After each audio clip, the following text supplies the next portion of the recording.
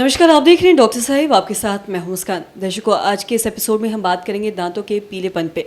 बहुत सारे लोग ऐसे हैं जो दांतों के पीलेपन से परेशान हैं और वो इससे छुटकारा पाना चाहते हैं, लेकिन वो ये समझ नहीं पाते हैं कि इससे कैसे छुटकारा पाया जा सकता है। और इसी पे खास हम बातचीत करेंगे और जानेंगे, तमाम जानकारी लेंगे। और इसी पे बातचीत करने के लिए आज हमारे साथ मौजूद है डॉक्टर रितेश राज। दर्शकों, आपको बता दें कि ये प्रोफेशनल हेड है ओरल सर्जरी में और साथ ही ये कार्यरत है पटना डेंटल कॉलेज में। सर नमस्कार, बहुत बहुत स्वागत है आपका। सर, अगर हम दांतों के पीलेपन के बारे में बात करें तो आजकल बहुत सारे लोग इससे परेशान हैं और वो इससे कहीं ना कहीं छुटकारा पाना चाहते हैं और बहुत सारे तरकीब भी घर पे अपने यूज़ करते रहते हैं, घरेलू उपाय।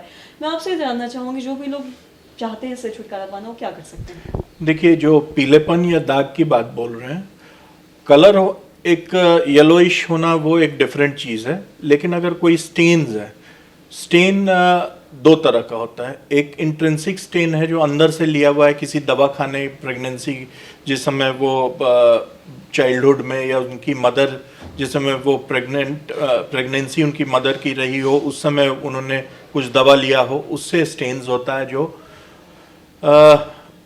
वो इंटेंसिक स्टेन रहता है। उस केस में हम लोगों को उसको वेनेरिंग या उसका कैमोफ्लेज ऊपर से कवर करके ही उसको कंट्रोल किया जा सकता है। रही बात जो दाग है या वो है, उसको हम लोग सफाई, स्केलिंग, पॉलिशिंग और या ब्लीचिंग करके उसे हटा सकते हैं। जी। और साथ ही कई बार हम ऐसा भी देखते हैं कि टूथ व्हाइटनिंग के लिए बहुत सारे लोग ऐसा भी हैं जो अपने दांतों को ब्रश से बहुत ज़्यादा घिस देते हैं और जिसकी वजह से कई बार लोग दांतों का दांत भी झड़ जाता है बार बार ब्रश करने से की वजह से, और बहुत हार्ड ब्रश यूज़ करने की वजह से। तो इस बारे में आप क्या कहना चाहेंगे, आप बताना चाहेंगे? देखिए, दांत का 3 लेयर होता है: एनामल, डेंटिन, पल्प। एनामल जितना आप घिसेंगे उतना येलोइशनेस दांत का और आपको पता चलने लगेगा, क्योंकि वो ट्रांसलूसेंसी हो जाएगी वहाँ पे और अंदर से पीलापन जो है और दिखेगा। स्टेन्स, और जैसा मैंने कहा, स्टेन्स एंड जो कलर, जैसे जो निग्रोज हैं उनका दांत जो होता है वो बहुत ही वाइट रहता है। जो वाइट स्किन लोग रहते हैं उनका येलो कई शेड्स में होता है। अब ये संभव नहीं है कि हम लोग जो हैं अपने, अगर डार्क कम्प्लेक्शन है तो बहुत ही मतलब कलर चेंज हो जाएगा, तो वो भी मैच नहीं करेगा। और अगर जो जिनका दांत बहुत स्लाइटली कम शेड का है तो शेड को चेंज नहीं किया जा सकता, दैट इज एक्सेप्टेबल। बट उसमें स्टेन्स, आउटर स्टेन नहीं होना चाहिए, गंदगी नहीं होना चाहिए, जो डिजीज नहीं हो, हेल्दी हो, बस। और साथ ही कई बार हम ऐसा भी देखते हैं कि बहुत ज़्यादा दांत घिसने की वजह से दांतों में एक झंझनाहट सी भी आती है। जब एनामल घिस जाता है, डेंटिन रहता है, तो वो सेंसिटिविटी रहती है, डेंटिनल ट्यूब्यूल्स ओपन हो जाते हैं और सेंसिटिविटी हो जाती है। और आपको अगर तब भी आप कंट्रोल नहीं किए और ब्रशिंग करते रहे, हार्ड ब्रशिंग, तो आपका पल्प एक्सपोज हो जाएगा और वही बाद में आपको रूट कैनाल या एक्सट्रैक्शन के लिए जाना पड़ेगा। और साथ ही मैं आपसे ये भी जानना चाहूँगी, अगर हम टूथ व्हाइटनिंग की बात करें और बहुत पीलेपन की अगर हम बात करें, तो हम लोग हैं जो इसके लिए अलग अलग तरकीबें यूज़ करते रहते हैं। और हम दातुन की भी बात करें तो अक्सर ऐसा कहा जाता है कि दातुन है जो हमारे दांतों के लिए सही है, लेकिन कहीं ना कहीं वो बहुत ज़्यादा हार्ड होता है हमारे दांतों पे, इसका असर भी काफ़ी ज़्यादा पड़ता है। तो इस बारे में आप क्या कहना चाहेंगे? देखिए, दातुन के अगर जो उसको चबाने का, या जैसे नीम के दातुन आप बोलते हैं, तो उनके नीम के रस पे कोई, या नीम के बाई प्रोडक्ट पे किसी को डाउट नहीं है, that is a proved thing.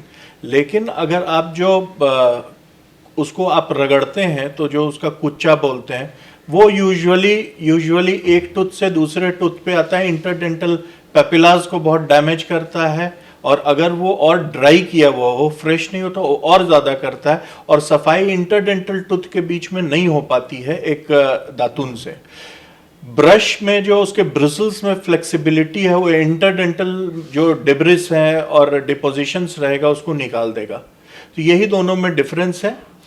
और जहाँ तक रही बात, जो हैबिचुएटेड हैं इस चीज़ के, चबाते हैं, रस मुंह में चाहते हैं रखना, वो करें, लेकिन उसके बाद ब्रश करना उन्हें अत्यंत आवश्यक है, ताकि इंटरडेंटल जो डिपोजिशंस है वो सब क्लियर हो जाए। और साथ ही मैं ये भी देखती हूँ कि आजकल बहुत सारे ऐसे लोग हैं जो दांतों की में बहुत सारी चीज़ें, जो दांतों को साफ करने के लिए बहुत सारे अजीब अजीब चीज़ों का भी इस्तेमाल करते हैं। हम बात करें तो गुल, बहुत सारे लोग हैं जो गुल का भी इस्तेमाल करते हैं, जो जिससे मैंने सुना है नशा भी होता है, तो इस बारे में आप क्या बताना चाहेंगे? देखिए, गुल जो हुआ टोबैको हुआ और साथ में उसमें शीशा मिला रहता है, महीन पीसा हुआ कोई एब्रेसिव टाइप का चीज़। तो उससे होता क्या है कि आपका जो सुपरफिशियल लेयर है स्किन का, वो ओरल मिकोसे का, वो हट जाता है, और आपको जब टोबैको का कांटेक्ट उससे आता है तो आपको नशा आता है, वो आपको और अच्छा लगता है, वो आपको एडिक्शन, और आपका एडिक्शन में ही आप रह जाते हैं उस चीज़ का। गुल इतना ही ज़्यादा मतलब दांतों के लिए तो खराब है ही, और कार्सिनोजेनिक, तो वो कैंसर कॉज करने के लिए बहुत बड़ा पॉजिटिव है। तो इस तरह की चीज़ों को न यूज़ करें तो ज़्यादा बढ़िया है। सर बहुत बहुत शुक्रिया तमाम जानकारी देने के लिए। तो आशा करते हैं दर्शकों की जो तमाम जानकारी है आपके लिए लाभदायक रही हो। तो आज की इस वीडियो में इतना ही। अगर आपने अब तक हमारे चैनल को सब्सक्राइब नहीं किया तो तुरंत कर ले, साथ ही हमारे फेसबुक पेज को लाइक करें। वीडियो देखने के लिए आपका धन्यवाद।